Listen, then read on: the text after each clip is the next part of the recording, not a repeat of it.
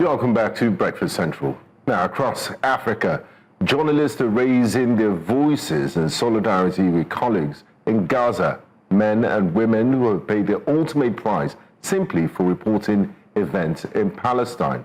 A new continental collective, African Journalists Against Genocide, AJAG, has condemned what it calls the deliberate targeting of Palestinian reporters by Israeli forces. More than 250 journalists have been killed in Gaza since the war began, making it the deadliest period for the profession in the 21st century. With foreign media barred, Palestinian reporters remain the world's only eyes and ears on the ground, yet they are being silenced for documenting war crimes. Just this month, an Israeli airstrike on a media tent near Al-Shifa Hospital killed several Al Jazeera journalists, prompting strong condemnation from UNESCO and the United Nations. Growing movement in Africa's role in defending press freedom were joined by broadcast journalist Ireti Bakare-Yusuf, host of Borderlines and Nigerian 4FM, a station some of us here on the set are very familiar with, and the founder of African Journalists Against Genocide. A warm welcome to you, Ireti Bakare-Yusuf, and thanks for joining us on Breakfast Central. Good morning, Benga. How are you? Very well, thank you. Now let's get to it. Olive, I can see you. How are you? I'm very well. Thank you for asking. We're proud alumnus of Nigerian 4FM, so we understand. Indeed. Yeah. Now, and a former News Central. Yes. Oh, yeah, that's true. But let's get straight into it. Some might ask, and I'm sure you've heard this already, why should African journalists concern themselves with Gaza that is so far away when we face so many press freedom challenges here at home on the continent? How do you see Africa's role in shaping the global conversation on impunity against journalists? It's a good question to start with. We do get that a lot. I mean, you get that a lot anyway when you're talking about Gaza, Palestine, Iran, any country, any conflict going on beyond, even Somalia, wherever, going on beyond Nigeria's borders. Number one, we've got to understand, and this is, I have to acknowledge, and we must acknowledge the fact that indeed we have a lot of problems, domestic problems in Nigeria. So that keeps a lot of people, it occupies the mind, it's top of mind for everybody, their survival, etc. However, what is sad and what we mustn't allow to happen is to think that our problems is unique to us and is not connected to what's happening on the other side or on the other borders. It actually is. They're all very much connected. So very quickly, what is going on in Palestine, indeed Gaza, is about colonization. It's a violent colonization and it's a violent occupation. It's an occupation that subjugates the people, the indigenous people of the land, right?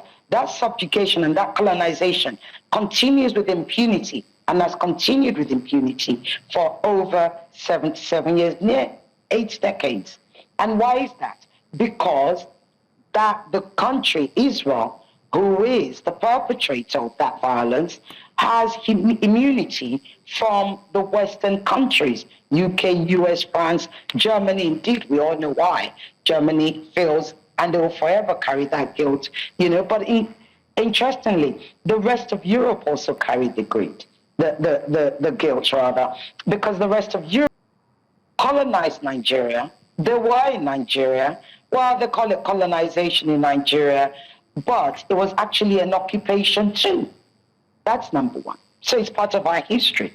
Number two is the fact that these same culprits who physically left Nigeria, physically said they've left Africa, actually only left physically. They did not leave any other way. They didn't leave economically, indeed, not regards to our security, socializing, nothing. They still impact everything that goes on in Nigeria and by extension, Africa. So we mustn't forget that what they are doing in Gaza indeed Palestine, it is a test bed. It is a test bed for everything they will do to us. And in fact, it becomes permission for any other African leader who wants to be a dictator. What international law are you going to hold them to? You can't hold them to account anymore, because they will simply say, well, Israel did it, so we can. Just like Benjamin Netanyahu said to Joe Biden, right? Right. You can't tell me not to carpet bomb Gaza. You did it in Vietnam. So do you understand? So it is important. And what happened when America did it? America never faced any recriminations.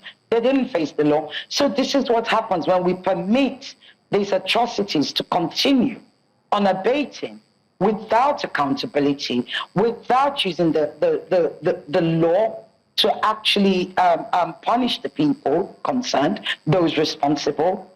We fail humanity, right? So Nigeria is part of humanity, is what I do tell them, unless they think we live in Mars and we're not humans. We're Homo sapiens, just like everybody else, right? So yes, it is important.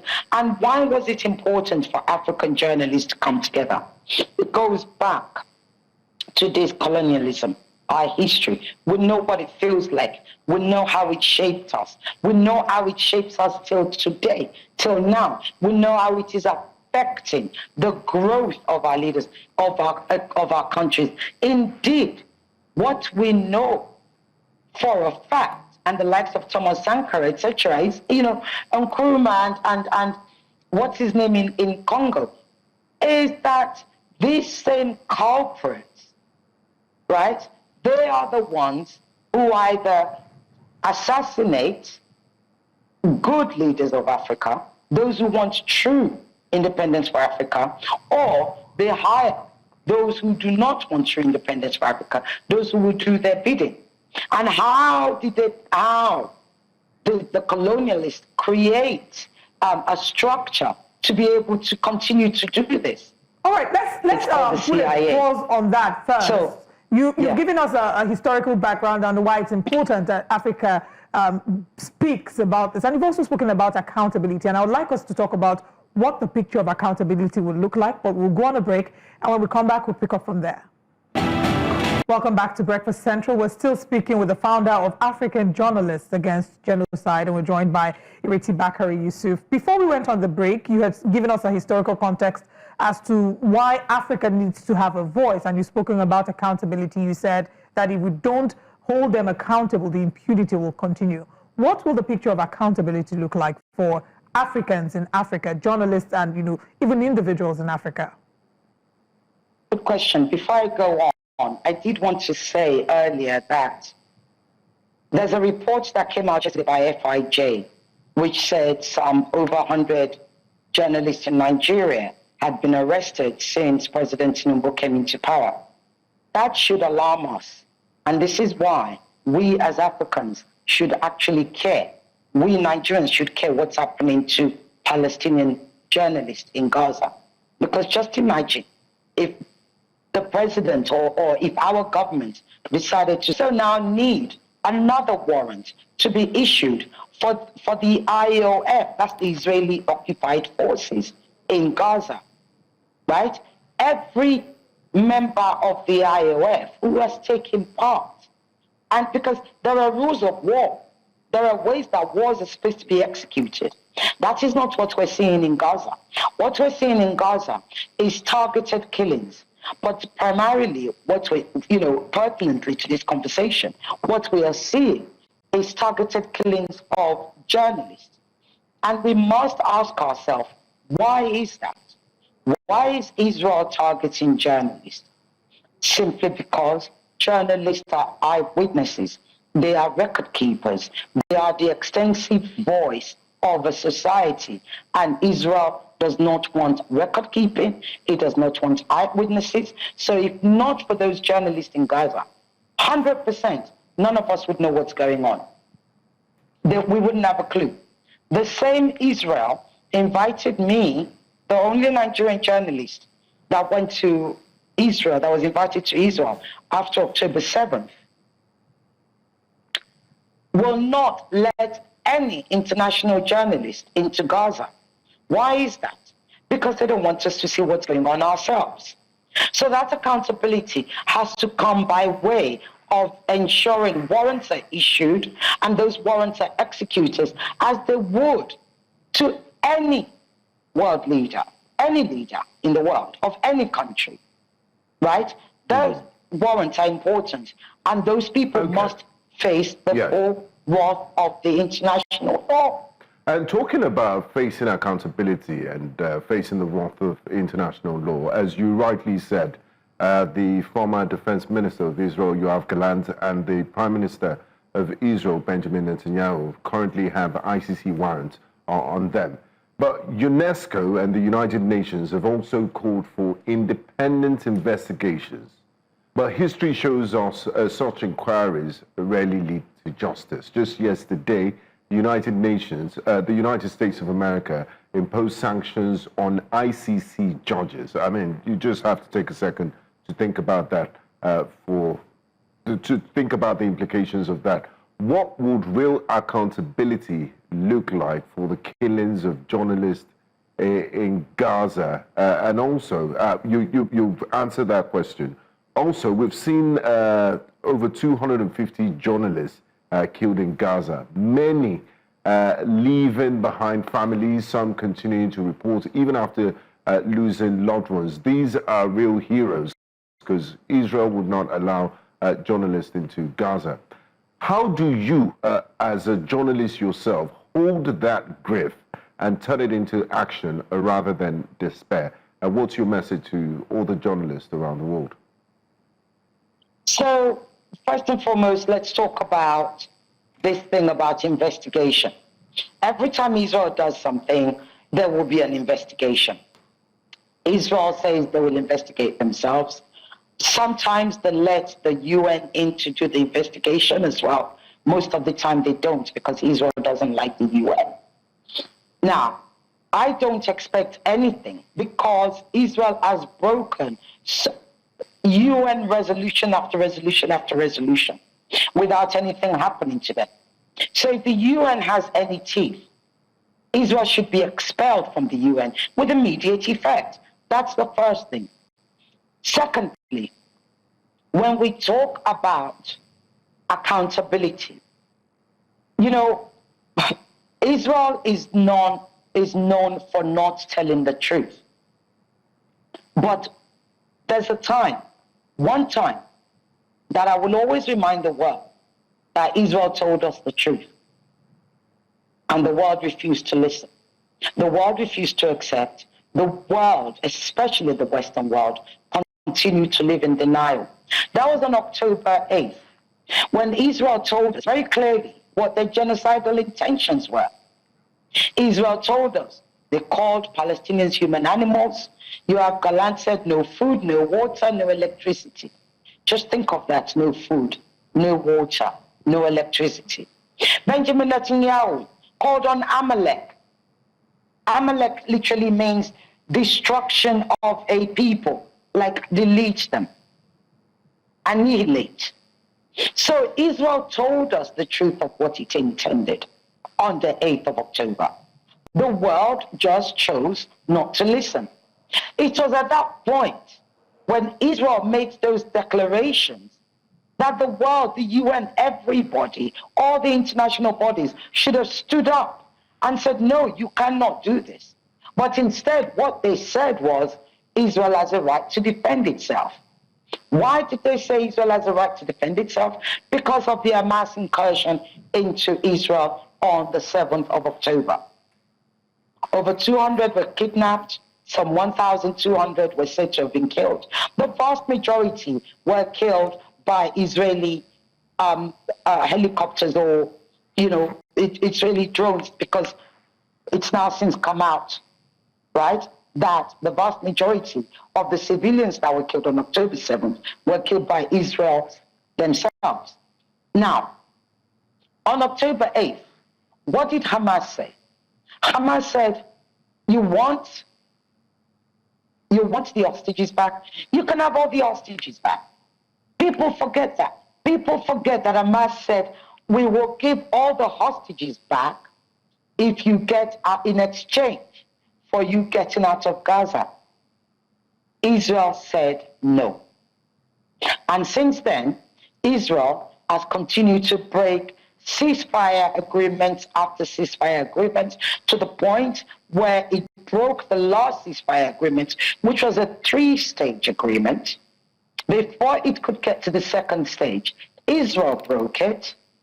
And by March, Israel had declared an hunger blockade, as if all the other atrocities, as if all the carpet bombings Israel has thrown. Think of it, the Gaza Strip is shorter than the length of a marathon. Sorry, we'll have to interrupt you here because of lack of time. And I would just like to throw in this final question before we let you go. Now, how do you hope newsmen, reporters, and media organizations in Africa, such as African Journalists Against Genocide, can empower African journalists, shape global solidarity, and perhaps even change the way the world values press freedom in conflict zones? Excellent question to end on. As journalists, we must continue to report without fear. Without fear of recriminations, and without, we mustn't allow our voices to be silenced. Because when we allow our voices to be silenced, we are letting the community down. We're letting the society down. We're letting the citizens down. It is our job to always hold power accountable. But we don't just hold them accountable by writing and you know, putting things out there. We hold them accountable by interrogating their behavior, by inviting them to come and answer to the allegations. Heck, the policies that they make, for instance, the right-wing policy in Israel, and indeed the policies that APC makes here, must constantly be unthreaded by journalists like us, by journalists abroad, by journalists like you know, David Ndoye, Fisayo, all of them. We journalists are the extension of the people. When we go silent, we have literally silenced the people. There's a quote that I like, which says, those who stand for nothing will fall for anything. As journalists, we mustn't allow that to happen. Whether it's in Nigeria, whether it's... So that's why I created AJAG.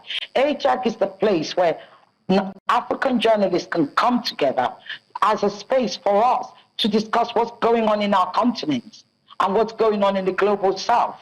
And I'm happy to say, well, I think we have like 144 members and it's growing.